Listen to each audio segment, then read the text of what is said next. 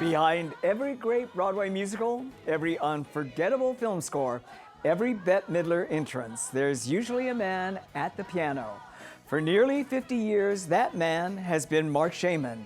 Now he's stepped out from behind the keys to tell his own story on this episode of Theater All the Moving Parts.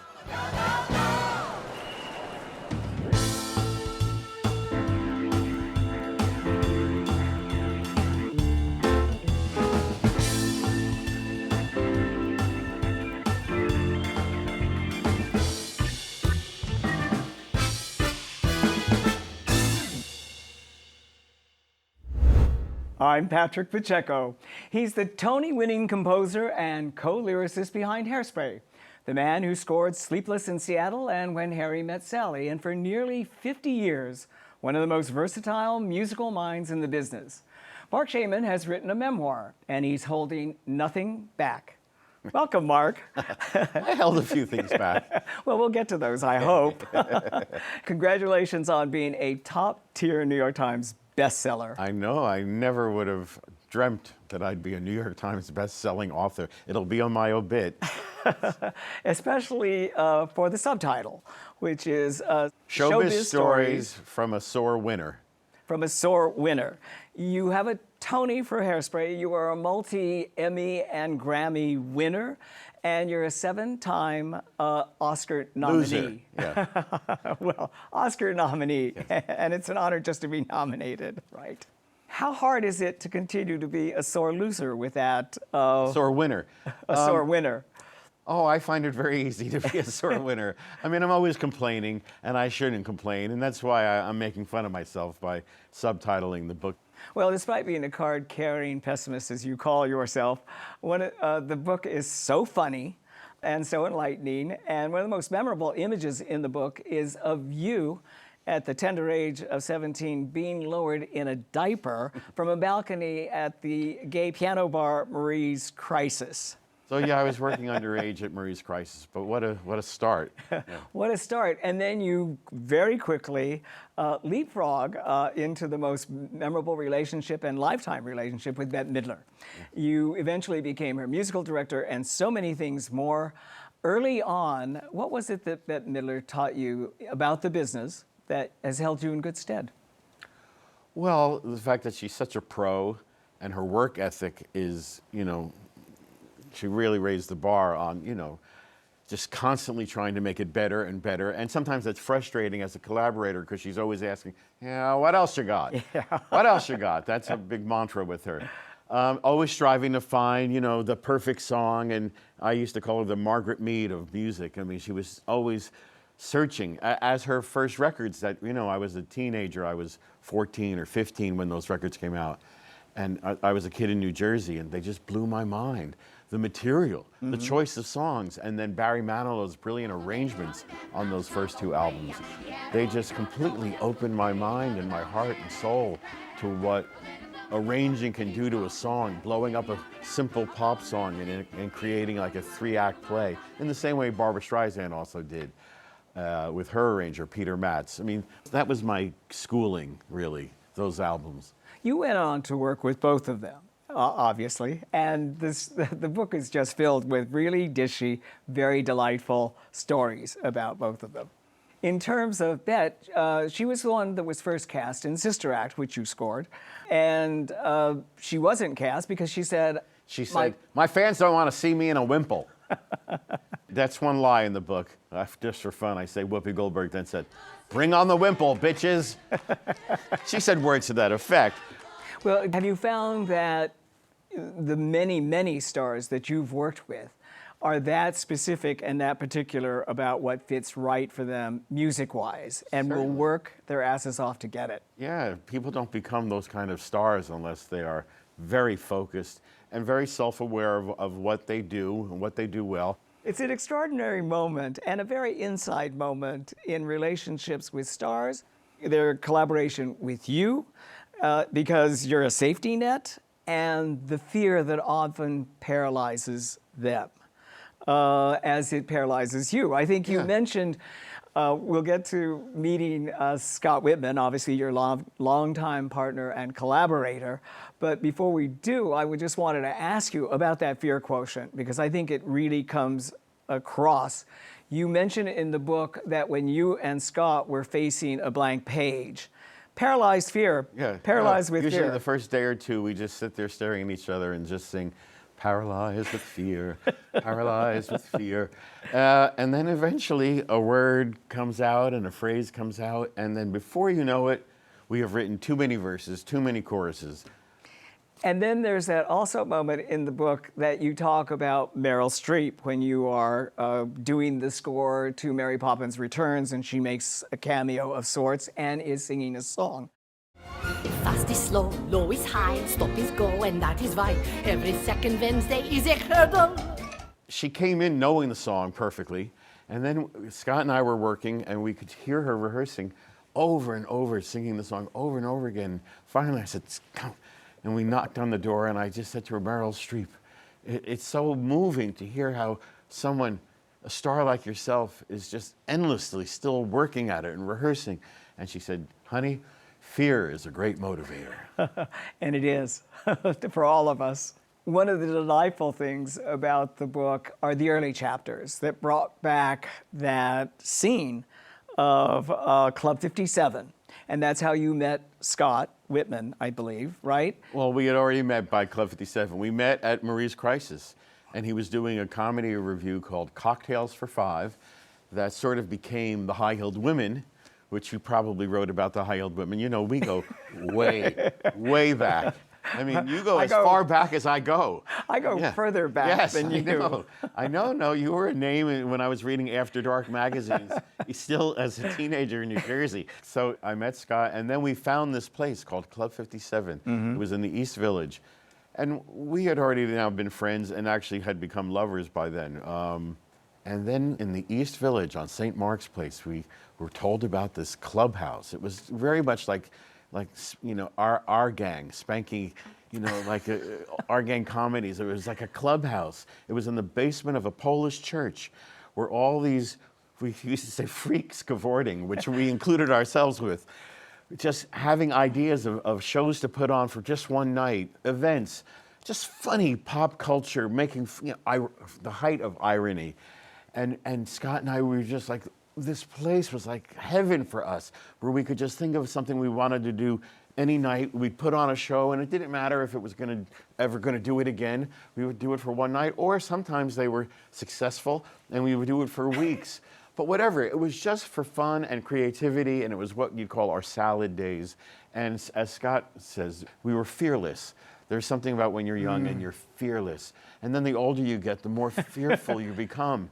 But because you're climbing higher and higher, and as the old African saying goes, the higher the monkey climbs, the more he shows his ass.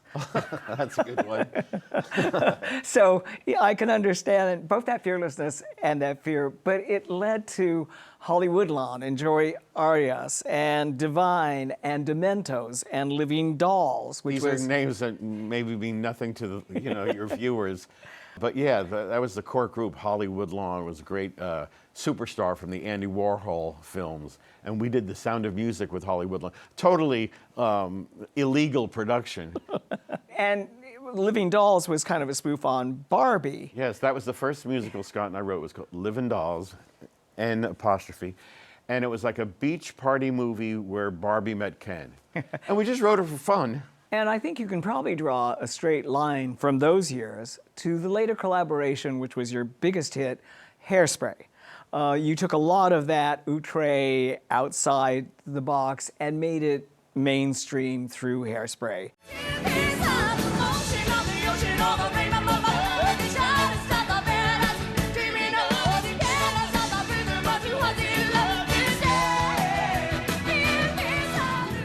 I think you even described yourself at one point as Tracy Turnblad with a penis. That's correct. I was just like her in junior high school. I mean, I just wanted the black kids to think I was cool. And, you know, I was just like her. It was the most perfect musical for me and Scott to write. And we were also the greatest John Waters fans ever. First online for all his movies. So Hairspray was just a dream to get to musicalize that movie. It spoke to everything that I am about.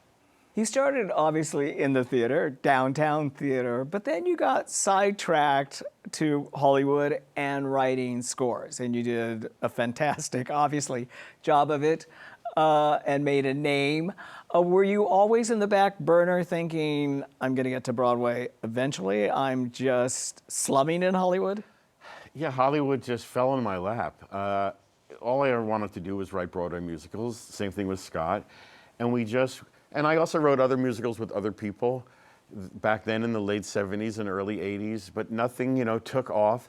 And then through Bette Midler and Billy Crystal, who I met while working freelance up at Saturday Night Live, their film careers took off and they brought me along. And Billy Crystal got me the gig on When Harry Met Sally, and Bette had me hired to be the music supervisor on the movie Beaches, which meant helping her to choose the songs and helping to arrange and produce them with the great legendary producer Arif Mardin.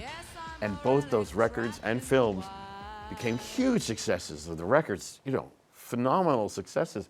And suddenly I was getting offers to score movies. Scott Rudin was asking me, Billy Crystal getting me other jobs, and I just was doing one movie, and then, Rob Reiner, Billy Crystal introduced me to Rob Reiner. So from When Harry Met Sally, I scored every Rob Reiner movie. City Slickers. Yeah. It just was endless. I mean, the 90s were very, very good for me. Malibu. Yeah. Yes. Beach houses. Yes. The whole 9 yards. The outrageousness that you cultivated at Club 57 in the downtown theater came back when Scott Rudin put you together with Trey Parker and Matt Stone and South Park. Then you could just go a little crazy. In the book, you do discuss the joys and woes of working with Matt and Trey. What is it that is key to collaborating with artists that are brilliant but maybe temperamental? Well, they're not temperamental at all. I've worked with many temperamental people, as am I. No, Matt and Trey were anything but temperamental. They're just the most joyous, fun, collaborative guys. And on South Park, the movie, it was just total joy. Matt and Trey might not be temperamental, but you have, as you said, worked with temperamental stars. What is key to collaborating with temperamental stars? Sometimes it's just holding your breath and holding your tongue and waiting for a certain mood to pass. I'm not naming any names, but, like I said, I'm the same way. Bette Midler has said to me, Marc Shaiman, you say more in silence than any person could say with words. When I just, kind of sit back. I guess now they'd call it resting bitch face. So I'm totally as temperamental and I know some people would say I'm a wonderful guy and a wonderful collaborator, and there are many people who would say, oh, he's an asshole. If I don't suffer fools gladly is the expression, I do speak my mind. Well, you say that you always make time to pout. Yes, I'm a great pouter, still to this day. You do. But, people put up with me, and luckily, I'm looking at the book, I do deliver. I have gotten to work on some of the most joyous, projects of the last 50 years. Sister Act, Hairspray, the end of the First Wives Club, when they get up to start singing and it becomes a musical. And, these are great, iconic moments I've been a part of that I have to pinch myself. And that's why I wrote that book. And it's also very funny. And I think one of the funniest moments of all is when you're working with Barbra Streisand for a fundraiser for Dukakis. In the part of her rehearsing Star Spangled Banner, somebody in the room has the audacity. Yes, my friend Mervyn Warren was going to do an arrangement for the Star Spangled Banner. And so he came over. I was over there setting keys for something else. And he came over and they ran through the Star Spangled Banner. And Merv had the audacity to say, Barbara, I think you got a few lyrics wrong there. Everyone in the room, I say in the book, I think even a squirrel outside the window gasped. And then she said to her assistant, Renata, call Washington, have them fax me the lyrics. But I love her. The little detail about the squirrel gasping was what... As I wrote that, even I made myself laugh, which is obnoxious to say. But yeah, that made me laugh. Getting back to South Park, there is some regret I sense in the book, correct me if I'm wrong, that somehow we've become too woke, for want of a better word, or too PC to do what you might have done in the early days of Club 57 and that outrageousness and the outrageousness that we're coming down the pike. Do you think that, and you worry openly in the book, I worry that my lyrics might trigger someone somewhere. Do you think that this self-censorship is unhealthy? It's both. I'm right down the middle. I mean, there are lessons to be learned and things one mustn't say anymore and jokes one mustn't make anymore. But on the other hand, can we just relax a little? I think the pendulum swings, and I think it's kind of swinging back to a middle area. But I've learned my lesson. But, you know, Scott and I wrote a show for Martin Short called Martin Short, Fame Becomes Me, that we did on Broadway. I listened to the album recently. I had to remember, I forget why. I listened, I put it on, and I thought, let me listen to this whole thing. And I listened, and I thought, we couldn't sing a single song from this show now. Well, we would be persecuted. But what was so disarming, and I think it even might be disarming today, is because he was so very, very likable, Martin Short. Yeah. He could get away with it because he was so charming and so likable. You couldn't hold him to offense for it. No, you know, so times change. But, you know, our friend Amber Ruffin, who became a co-writer on Some Like It Hot, she had a great sketch. She had a show on for a while on Peacock, where she went to the closet and she found a bunch of old clothes and she was like, oh God, why did I ever wear this? I used to think this was so cool. I have a ton of outdated things to get rid of. Remember these? No one needs this much coffee. No. Adding O to the end of a word and pretending it's Spanish and then acting like that's very funny. You know where that belongs? En la basura. She did it, the most perfect version of how to look at things and what not to say or think anymore, or what not to make a joke about. You were certainly fearless when you accepted the Tony Award for Hairspray with Scott, Best Score. And you planted a kiss on him that was heard around the world. And Scott planted the kiss on me. I basically proposed to him in our Tony acceptance speech. But as we often say, our dream had just come true. And if we had been a couple on Let's Make a Deal and had just won a refrigerator, we would have hugged and kissed. So we jumped up and down and hugged and kissed. Yes, it was the kiss that was heard around the world. And for a few days, we were world famous. And now it's hard to believe that that would have made such a fuss. You mentioned that your dreams do come true. And I suppose in the book, one of the dreams that does come true is Stephen Sondheim. Sondheim came to a party at your apartment, and you proceeded, as the chapter is titled, I Killed Stephen Sondheim. I give away the chapter title is the punchline. Yeah, he came over, and it's a long story that should be read in the book when, ladies and gentlemen, what camera's on? You know, when you read the book, when you buy the book. And as a matter of fact, I don't care if you read it, as long as you buy it. I have the utmost respect for Stephen Sondheim. Look at your book right here. I could go through every single lyric and talk about the God that he is. But my little story does show he was like one of us. It's like that song, What If God Was One of Us? Where Stephen Sondheim passed out from smoking pot, and I stood over him and thought, oh my God, I've done what every songwriter who has a show coming to Broadway next year wanted to do. I've killed Stephen Sondheim.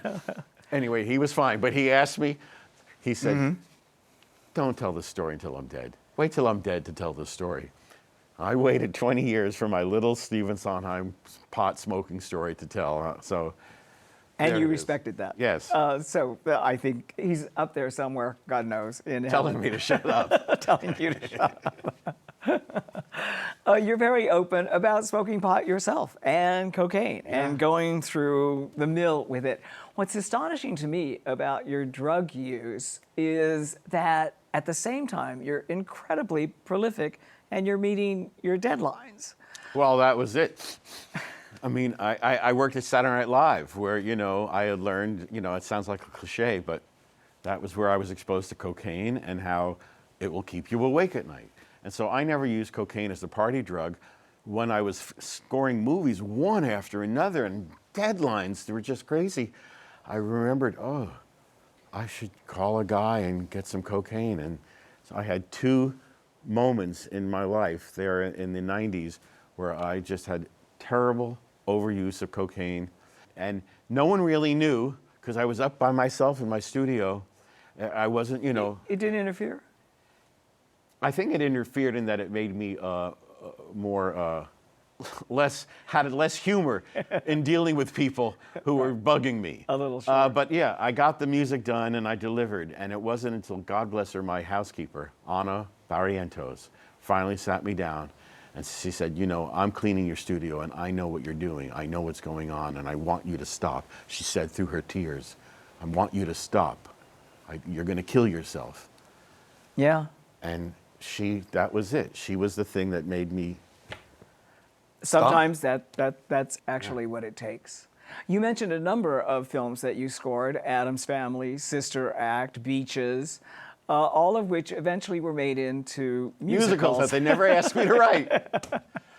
Is that right? They never asked you? Did you? All of these. No, if it's a iconic movie that I scored or worked on the music for, no, they don't come to me. Or people come up with the ideas of making the musicals before I maybe had a chance to say, hey, how about we make a musical of this or that? Yeah, Sleepless in Seattle, Beaches, The Addams Family. First Wives Club. First Wives Club. First Wives Club, yeah. But But you know what? I've been busy. yes, So it's okay. you've been very busy.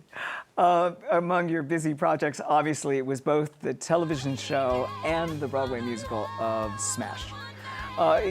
It was disappointing experiences on 2 levels, but the first one is too many cooks in the kitchen. Was that the problem? On the TV show, yeah, too many cooks. Too many cooks with too many recipes. Mm-hmm. You know, when things work great, like on Hairspray, there are a lot of cooks, but everyone has the same recipe. Everyone wants to make the same dish. But on Smash, that was not the case. And so the TV show, Scott refers to it as our Vietnam. And yet we got to write a lot of songs. I'd say of the songs that I've written over my career and life, it is the songs from Smash that people still, like, I go and I work with college students, and that's what they want to sing for me is, you know, Let me be your let star. me be your star. They keep moving the line. I mean, those Smash is, you know, and I'm very, very proud of those songs. Scott and I, through the warfare and through our own fear of, you know, oh my God, we have to write a song every week, we managed to write, I think, really good songs. That pressure actually brought something out in us. But it had a run. I mean, it was a disappointing run. I actually added, I said, oh my God, I have to add this. I had already sent the book in, and then the Smash ended so prematurely on Broadway. And I was like, I have to revisit the Smash chapter and talk about this. So I quickly tell the story of how one day at a rehearsal, we had already started previews, but we had one of those rehearsals with the orchestra where you only get a half an hour before they open the house. And the sign that said bombshell broke. Oh. And so they brought the sign down to the stage and they're working on it. And suddenly, as I'm sitting there and I'm staring at this bombshell sign, and suddenly it went, bomb, hell, bomb, hell, bomb, hell. I was like, ooh, this is not a good omen. So that's when we knew things were not working out. I mean, it didn't work out for Catch Me If You Can. It didn't work out for Some Like It Hot. I mean, Some Like It Hot luckily went on to tour and has been a great success on tour. Great. And we won a Grammy Award for the album. I mean, so what was great about Some Like It Hot was seen and heard, but we just coming out of COVID, and our show was very expensive to run, and we just couldn't make that nut every week. I mean, Broadway, oh my God, it's so expensive. And what you do say is that what often doesn't get up there, and it didn't get up there in the TV series of Smash, is that there's a lot of laughter in the rehearsal room. Is that what keeps you coming back for more? Who says I'm coming back for more? Well, yeah, I mean, when I think of Rob Reiner, I just think of the laughter and the hang, H-A-N-G. That's what it's all about. Once everyone kind of recognizes that we all have the talent to do what we're in that room to do, then it becomes about the family, the camaraderie, and the laughter, or the tears. You're 66, and yet I get from the book, I think you may have told Jesse Green in the Times, we were before our time, or I got the impression that you were before your time when you were creating shows with Scott early on. You were before your time, and now you're kind of feeling that your shows are passé. At least that's what you were. Well, I mean, when you try to figure out why Some Like It Hot didn't run as long as it seemed, everyone thought, and that was the reason why it also didn't run, everyone thought it was such a big hit that they didn't rush out to buy tickets. They thought, oh, that's going to be there forever. Also, but when people referred to it often in glorious fashion, they said, oh my God, it's like a great old-fashioned musical. And every other word seemed to go away, and only the word old stayed there. And people only heard old-fashioned. You know, I mean, because I sat in the audiences, and the audiences were loving it. But there was a perception out there of old-fashioned, old, that just is not a good word. I mean, it's been that way from the beginning of time. You know? Classic is a better word. Yeah. And I think you've created... Timeless or classic, I love those. But, you know, I think that Some Like It Hot fell victim to that. I can't believe that this is a valedictory for you at all, that there's much more in your future. Anything on your bucket list? Touring with this book has become a whole new chapter. And as Joan Crawford says in the movie Torch Song, if the talk's about me, I'll buy a ticket. So I'm having the time of my life talking about the book. And who would have thought, with me being such a pessimist, that my book is actually, you see, this is what happens when you get old.